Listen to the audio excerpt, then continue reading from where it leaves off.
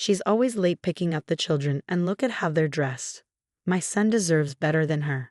My mother-in-law's voice carried across the school parking lot as she held court with her circle of PTA moms. I gripped my steering wheel tighter, watching through my car window as she gestured dramatically, perfectly timed for maximum effect. My name is Emma Sullivan, and at 34, I never thought I'd be hiding in my car to avoid my mother-in-law's latest character assassination attempt. But here I was 5 minutes early for pickup, as always, listening to Patricia Wilson tear down everything about my parenting. The worst part, my husband James was away on a month-long business trip, leaving me to deal with his mother's escalating campaign against me alone. Did you hear she lets them eat store-bought snacks? Patricia's voice dripped with disdain. In my day, we made everything from scratch. These modern mothers just don't understand proper nutrition. I watched as the other mothers nodded sympathetically, completely buying into her performance. These were the same women who, until Patricia's arrival 3 months ago, had been my friends. We'd organized school bake sales together, arranged playdates, shared parenting tips. Now they looked at me like I was somehow failing my children. Patricia had moved to our town after her husband's passing, claiming she needed to be closer to family. What she really meant was she needed to be closer to my children, close enough to scrutinize every parenting decision I made. The bell rang, and I stepped out of my car, holding my head high as I walked past Patricia's group. My twins, Sophie and Lucas, burst out of the school doors, their faces lighting up when they saw me. "Mommy." They ran toward me, backpacks bouncing. I hugged them tight, breathing in their familiar scent of crayons and playground dust. "Grammy Pat." Lucas spotted Patricia approaching, and my heart sank as she swept in for her own hugs. "Oh, my darlings," she cooed, shooting me a pointed look. "I noticed you're wearing the same clothes as yesterday. Doesn't Mommy do laundry anymore?" I bit back a retort. The twins wore the same outfits because they were their designated art day clothes. Something Patricia would know if she'd bothered to read the school newsletter instead of just criticizing my choices. "Actually," Sophie piped up, "we have art class on Mondays and Tuesdays, so we wear our paint clothes. Ms. Martinez says it's smart planning." Patricia's smile tightened. "Well, I suppose that's one way to look at it. Though when your father was young, I always made sure he had fresh clothes every day, no matter what activities were planned." The drive home was tense, with Patricia following us in her car.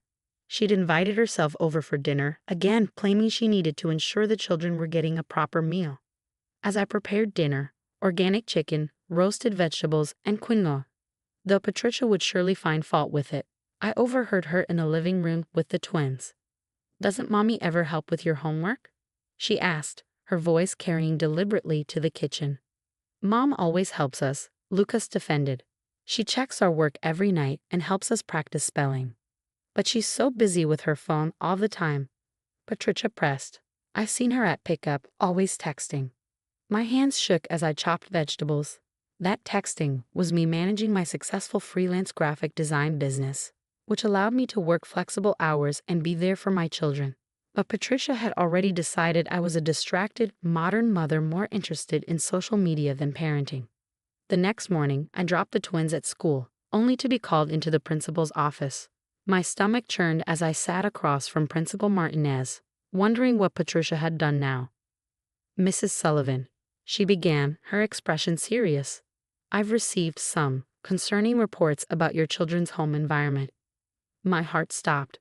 "What kind of reports?" "Several parents have expressed worry about the children's well-being. They've mentioned inadequate clothing, nutrition concerns, and claims of neglect." I felt the blood drain from my face. Let me guess. Patricia Wilson is behind these reports. Principal Martinez's expression remained neutral, but I saw a flicker of recognition in her eyes.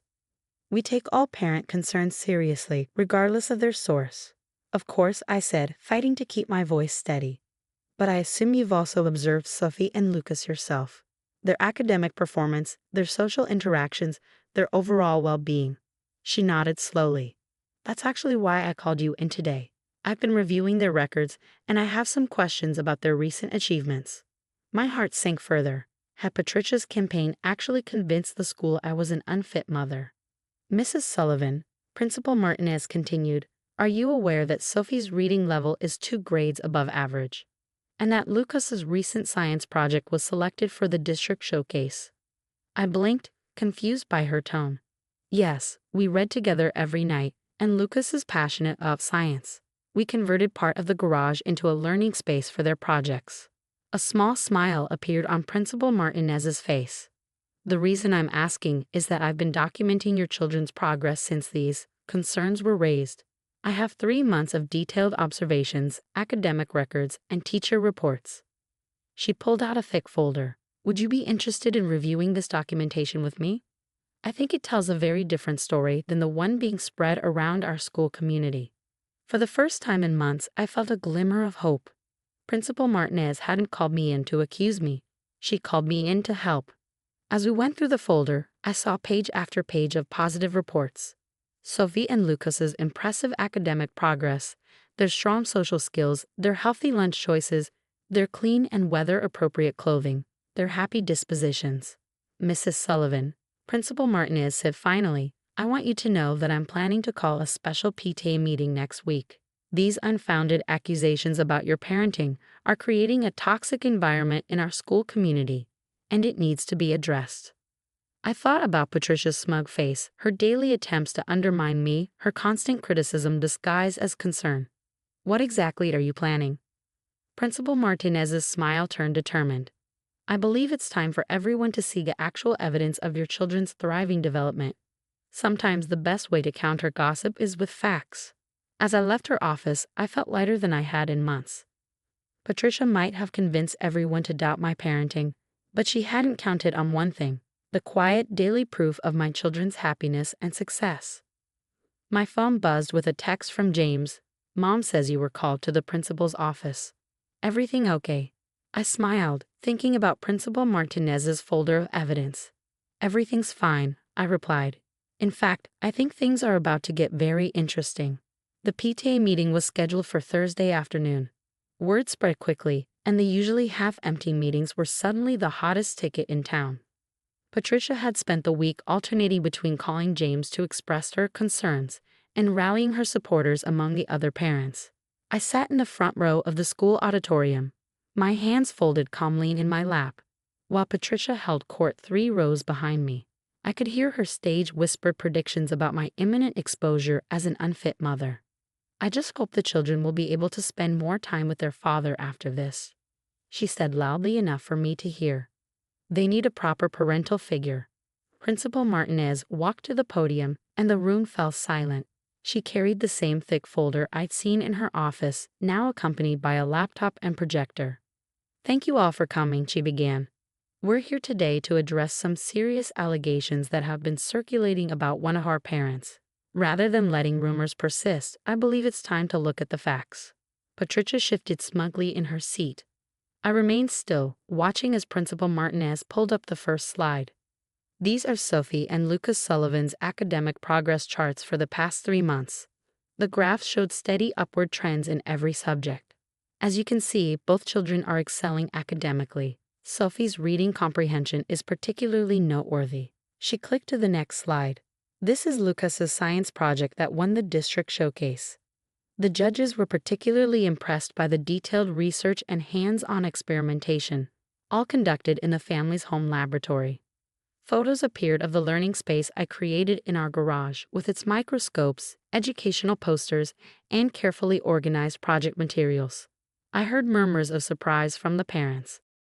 Moving on to the concerns about nutrition, Principal Martinez continued, pulling up images from the school's lunch monitoring system. The Sullivan children consistently bring balanced, healthy lunches. Our school nutritionist has specifically commended their meal variety and portion sizing. Patricia's voice cut through the murmurs. Anyone can pack a good lunch for show. What about their obvious signs of neglect?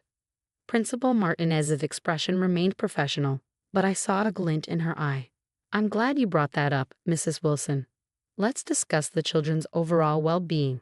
She played a video compilation from school events showing Sophie and Lucas actively participating in class, playing with friends, and enthusiastically sharing their achievements. Their clothes were clean and appropriate, their smiles genuine, their interaction with me natural and loving. These are not children showing signs of neglect, Principal Martinez stated firmly. These are children who are thriving under attentive, thoughtful parenting. The room had grown very quiet. I could feel Patricia's supporters shifting uncomfortably in their seats. Furthermore, Principal Martinez added, I have statements from all of Sophie and Lucas's teachers. She began reading excerpts praising their politeness, their enthusiasm for learning, and their strong support system at home. Mrs. Sullivan has never missed a parent-teacher conference, their homeroom teacher's statement read. She's actively involved in their education while encouraging independence and creativity. I finally turned to look at Patricia. Her face had lost its usual superior expression, replaced by something between shock and anger. The other parents were pointedly avoiding her gaze. In light of these facts, Principal Martinez concluded, I want to make something very clear. This school does not tolerate bullying, not among students and not among parents. The spreading of malicious rumors stops today. As the meeting adjourned, several parents approached me, offering awkward apologies for believing Patricia's accusations. My former friends looked especially ashamed, remembering how quickly they turned against me. Patricia stood alone, her carefully constructed narrative crumbling around her. As I walked past, she grabbed my arm. This isn't over, she hissed. James will hear about how you orchestrated this whole thing to humiliate me. I gently removed her hand. Actually, Patricia, James has already heard everything. I called him last night. Her face paled. You what? He's been watching the whole meeting via video call, I said, holding up my phone where James's face appeared on screen. Would you like to speak with him? James's face on the phone screen was a mixture of anger and disappointment as he looked at his mother. Mom, we need to talk, he said, his voice firm. Patricia took an involuntary step backward, her carefully maintained composure finally cracking. James, darling, you don't understand. I was only trying to protect the children, she stammered, but James cut her off. I've watched everything, Mom. The meeting, the evidence, and I've been getting reports from the neighbors about your behavior for weeks. I just didn't want to believe it. I excused myself, leaving Patricia to face her son's disappointment alone. Outside the auditorium, Sophie and Lucas were waiting with their after-school club supervisor. Their faces lit up when they saw me, completely unaware of the drama that had just unfolded. Mom, can we get ice cream? Sophie asked, bouncing on her toes. We finished all our homework in study club. Looking at their hopeful faces, I made a decision. You know what? Yes. Let's celebrate. At the ice cream parlor, my phone buzzed with messages from James. He was cutting his business trip short, coming home tomorrow instead of next week. We need to handle this as a family, his text read. I'm so sorry, Emma. I should have seen this coming. That evening, after the twins were asleep, I sat in our home office, reviewing the day's events. The learning space in the garage that Patricia had criticized as unnecessary showing off was visible through the window, fairy lights twinkling inside. I created that space because Sophie and Lucas loved learning, not to prove anything to anyone. James called just before midnight. Mom's staying at a hotel tonight, he said, sounding exhausted. She had a lot to say, but mostly excuses. I told her she needs professional help if she wants to remain part of our children's lives. How did she take that? I asked, though I could guess. About as well as you'd expect. She claims we're all against her, that she's being punished for caring too much.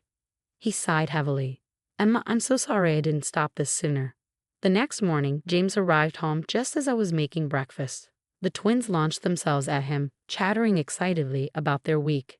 I watched him hug them, saw the realization in his eyes of how close his mother had come to damaging our family. Where's Grammy Pat? Lucas asked innocently. She usually comes for breakfast on Fridays. James knelt down to their level. Grammy Pat needs some time to herself for a while. But that doesn't mean she doesn't love you. Is it because she was mean to Mom? Sophie asked, surprising us both. We heard her saying bad things about Mom to other parents. Nothing gets past you two, does it? James smiled sadly. Yes, Grammy Pat hasn't been very nice lately, and she needs time to think about her behavior. Over the next few weeks, our family settled into a new rhythm. Patricia's absence was noticeable but peaceful. The PTA moms who had shunned me gradually returned, shamefaced and apologetic. Some even asked about volunteering in our garage learning space, impressed by what they'd seen in Principal Martinez's presentation. Principal Martinez became an unexpected ally, implementing new anti-bullying policies that extended to parent behavior. Your situation highlighted a gap in our community guidelines, she told me during a parent-teacher conference. We protect our children from bullying but sometimes forget that parents can be just as harmful. A month after the meeting, Patricia reached out through her therapist, requesting a supervised visit with the twins. James and I discussed it thoroughly before agreeing. She's still their grandmother, I said, surprising myself by advocating for her. If she's genuinely working on herself, maybe we owe her that chance. The visit was short and carefully monitored. Patricia was subdued, her usual criticisms notably absent. She brought the twins books about science and art, showing she actually paid attention to their interests rather than pushing her own agenda. "Emma," she said as she was leaving, her voice quiet. I'm sorry. I thought I was protecting my grandchildren, but I was only protecting my own ego. It wasn't a perfect apology, but it was a start. Today, 6 months later, our family has found a new balance. Patricia's visits are still supervised but more relaxed. She's learning to be a grandmother rather than a critic, though she sometimes slips. When she does, James or I remind her gently but firmly of boundaries. The twins continue to thrive. Sophie's reading now 3 grades above level, and Lucas's latest science project won a state competition. Our garage learning space has become a hub for after-school study groups, with parents volunteering their time and expertise. Yesterday, I overheard Patricia telling a new school parent about her wonderful daughter-in-law who created an amazing learning environment for the children. The praise felt genuine, without her usual undercurrent of criticism. As I watched her interact with the twins later, showing genuine interest in their activities rather than looking for faults, I realized something important. Sometimes the best revenge isn't about winning or proving someone wrong. Sometimes it's about giving people the chance to become better versions of themselves. The evidence hadn't just changed everything, it had changed everyone, including Patricia herself.